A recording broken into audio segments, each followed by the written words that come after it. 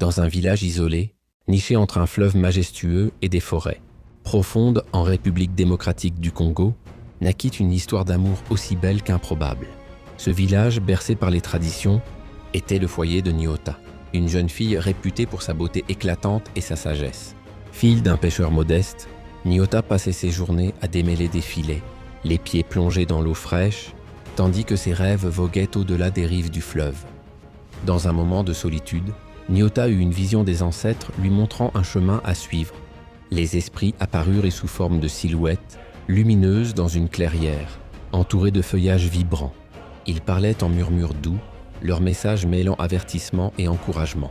Un jour, un étranger élégant du nom de David arriva au village. Héritier d'une grande fortune, il venait de la capitale pour explorer des terres léguées par son oncle. Grand et robuste, avec un sourire chaleureux et un pagne orné de motifs bleus et jaunes, il attirait tous les regards. Lorsqu'il aperçut Nyota pour la première fois, debout sur une pirogue au coucher du soleil, il fut frappé par sa grâce. Cependant, leur première rencontre fut marquée par la méfiance. Nyota, farouche et indépendante, voyait en lui un étranger aux habits trop propres et aux mots trop lisses. Mais David, captivé, décida de s'intégrer au village. Peu à peu, il gagna la confiance des habitants en aidant les pêcheurs et en réparant des filets. Au fil des jours, Nyota commença à voir l'authenticité dans ses gestes.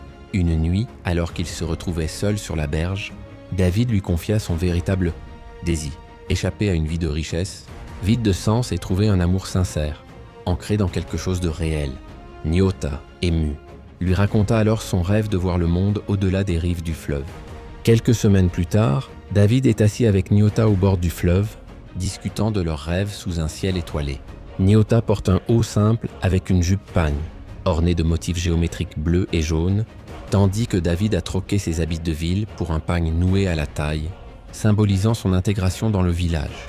Alors que David s'efforce de s'intégrer au village, il est confronté à des regards sceptiques et des murmures des anciens, qui se méfient de ses intentions. Lors d'une assemblée traditionnelle, les anciens sont réunis sous un grand baobab. Ils portent des vêtements traditionnels bleus et jaunes, avec des coiffes ornées de plumes et de perles.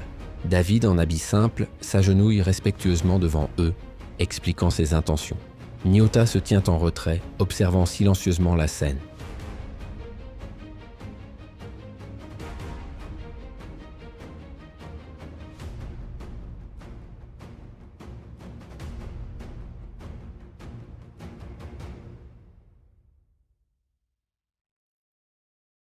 Peu à peu, il gagna la confiance des habitants en aidant les pêcheurs et en réparant des filets. Au fil des jours, Nyota commença à voir l'authenticité dans ses gestes. Une nuit, alors qu'il se retrouvait seul sur la berge, David lui confia son véritable désir. Échapper à une vie de richesse, vide de sens et trouver un amour sincère, ancré dans quelque chose de réel. Nyota, ému, lui raconta alors son rêve de voir le monde au-delà des rives du fleuve. Quelques semaines plus tard, David est assis avec Nyota au bord du fleuve, discutant de leurs rêves sous un ciel étoilé. Nyota porte un haut simple avec une jupe pagne, ornée de motifs géométriques bleus et jaunes, tandis que David a troqué ses habits de ville pour un pagne noué à la taille, symbolisant son intégration dans le village. Alors que David s'efforce de s'intégrer au village, il est confronté à des regards sceptiques et des murmures des anciens, qui se méfient de ses intentions. Lors d'une assemblée traditionnelle, les anciens sont réunis sous un grand baobab.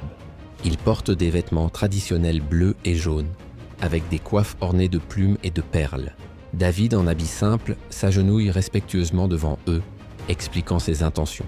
Nyota se tient en retrait, observant silencieusement la scène. Cependant, leur amour naissant n'échappa pas aux murmures du village. Certains voyaient d'un mauvais œil cette union, improbable entre une fille modeste et un héritier. Une nuit, le village célèbre une fête traditionnelle au bord du fleuve. Des torches illuminent la scène et les villageois dansent en cercle autour d'un grand feu. Nyota danse avec grâce, ses bracelets en perles colorées cliquetant à chaque mouvement. David, maladroit mais enthousiaste, tente de suivre le rythme. Les villageois éclatent de rire et pour la première fois, les barrières commencent à tomber. Un matin, des hommes en uniforme venant de la capitale débarquent dans le village pour ramener David. Ils sont vêtus de costumes modernes et semblent imposants par rapport aux villageois. Nyota se tient entre eux et David, les suppliant de le laisser. La tension est palpable et les villageois, en habits traditionnels, se rassemblent autour, observant avec inquiétude. Avant d'être emmené, David fait une promesse à Nyota. Ils se tiennent au bord du fleuve, le vent jouant avec leurs vêtements. Nyota, en larmes, porte un pagne jaune vif avec des motifs bleus. David lui tend un collier en perles, symbole de son amour éternel. Le fleuve s'écoule lentement, témoin silencieux de leur séparation. Après son départ, les villageois se rassemblent pour réconforter Nyota. Les femmes chantent des chansons traditionnelles de réconfort, tandis que les anciens murmurent des bénédictions. Nyota, enveloppée dans un châle bleu orné de motifs dorés, s'assied près du feu, la tête baissée, tenant le collier offert par David. Une nuit, après le départ de David, Nyota rêve d'un futur radieux. Dans son rêve, elle et David vivent ensemble dans une maison près du fleuve, entourée d'enfants riant et jouant. Elle porte une magnifique robe pagne ornée de motifs bleus et jaunes, tandis que David, vêtu d'un boubou traditionnel, pêche dans le fleuve. Le paysage est luxuriant, avec des arbres fruitiers, des oiseaux colorés, et le soleil brillant haut dans le ciel.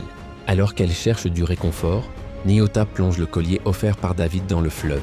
À sa surprise, le collier émet une lumière douce et projette des images de David, seul dans la capitale, pensant à elle. Cette révélation donne à Nyota la force de croire que leur amour est toujours vivant, malgré la distance. Les anciens du village, voyant la douleur de Nyota, décident d'intervenir. Une cérémonie est organisée, sous le baobab sacré, pour appeler les esprits des ancêtres.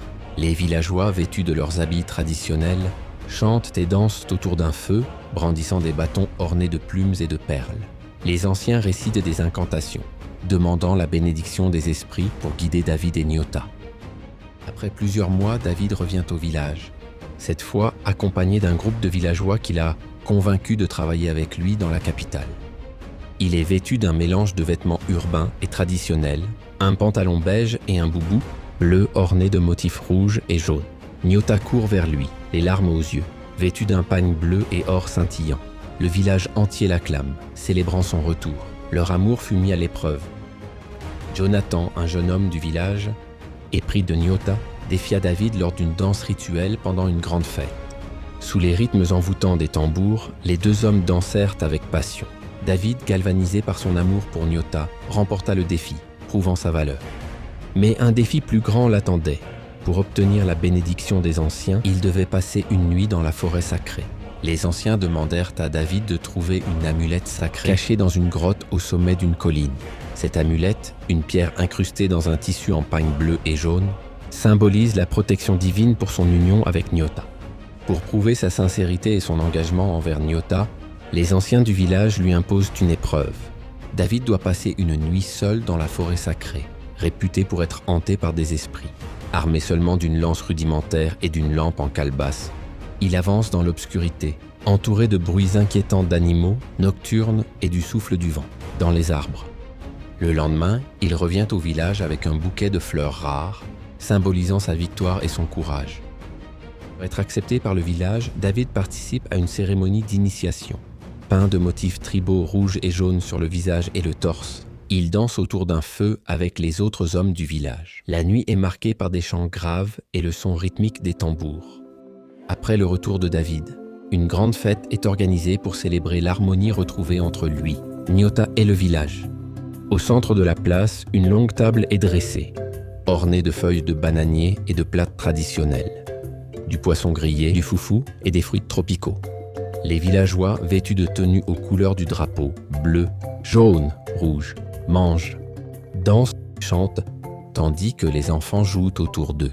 Après avoir surmonté ces épreuves, David reçut la bénédiction du village. Le lendemain de leur mariage, Nyota et David marchent ensemble au bord du fleuve, main dans la main. Alors qu'ils s'arrêtent pour contempler l'eau, un arc-en-ciel apparaît dans le ciel, signe pour les villageois que les ancêtres bénissent leur union. Le fleuve brille sous le soleil matinal et les oiseaux chantent joyeusement. Sous un immense baobab sacré, Nyota et David échangèrent leurs vœux. Nyota portait une robe traditionnelle magnifiquement brodée en bleu et jaune, tandis que David arborait une tunique assortie. Les villageois dansaient et chantaient autour d'eux, et le manguier semblait scintiller comme si les ancêtres bénissaient cette union. Après leur mariage, Nyota et David décidèrent de partir explorer le monde. Avant de quitter le village, Nyota passe une journée avec sa mère, une femme sage et respectée. Assise dans leur maison en terre battue, éclairée par la lumière d'une lampe en calebasse, Elles discutent de la vie, des défis du mariage et de l'importance de protéger les traditions. Puis David et Nyota se réunissent sous un manguier sacré, arbre légendaire du village, réputé pour exaucer les vœux des couples amoureux. Ils s'agenouillent, main dans la main, et font un serment d'amour et de fidélité éternelle. Des rayons de soleil filtrent à travers les branches, illuminant leur visage. Autour d'eux, des oiseaux colorés chantent doucement. Accompagnés des chants des villageois, ils montèrent à bord d'une grande pirogue sur le fleuve, emportant avec eux des bénédictions et des souvenirs.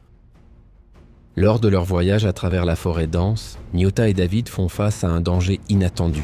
Un léopard bondit devant eux. David protège Nyota en brandissant une lance qu'un ancien lui avait donnée comme symbole de courage. Nyota, malgré sa peur, se tient à ses côtés, montrant une force intérieure remarquable. Le léopard, impressionné par leur courage, recule dans l'ombre de la jungle. En traversant une rivière profonde, David et Nyota tombent sur un vieux pont de bois suspendu entouré de brume. Les anciens du village racontaient que ce pont était gardé par les esprits des ancêtres. Alors qu'ils avancent prudemment, des murmures apaisants les entourent, comme une bénédiction invisible. La brume se dissipe lorsqu'ils atteignent l'autre rive, révélant un paysage magnifique. En poursuivant leur voyage, Nyota et David découvrent un ancien village abandonné, envahi par la végétation. Les maisons en terre battue sont couvertes de lianes, et des statues en bois témoignent d'une civilisation disparue. Fasciné, Nyota s'arrête devant une statue représentant une femme portant un collier semblable au sien, ce qui semble confirmer leur destin commun. Des années plus tard, David et Nyota revinrent au village, accompagnés de leurs enfants. Leur retour fut accueilli par une fête encore plus somptueuse que leur mariage. Les villageois, vêtus de pagnes colorées, dansaient et chantaient pour célébrer leur retour. Les anciens les honorèrent en érigeant une statue sous le manguier sacré, représentant David et Nyota main dans la main. Cette statue devint un symbole d'amour éternel et d'espoir pour les générations futures. Devenus vieux, Nyota et David racontèrent leur histoire à leurs petits-enfants, sous le baobab sacré du village. Nyota transmit son collier magique à sa petite-fille aînée, lui rappelant que l'amour et le courage peuvent surmonter tous les obstacles. Aujourd'hui encore, cette légende est racontée lors des veillées nocturnes, rappelant que le véritable amour est aussi fort que les racines des arbres ancestraux.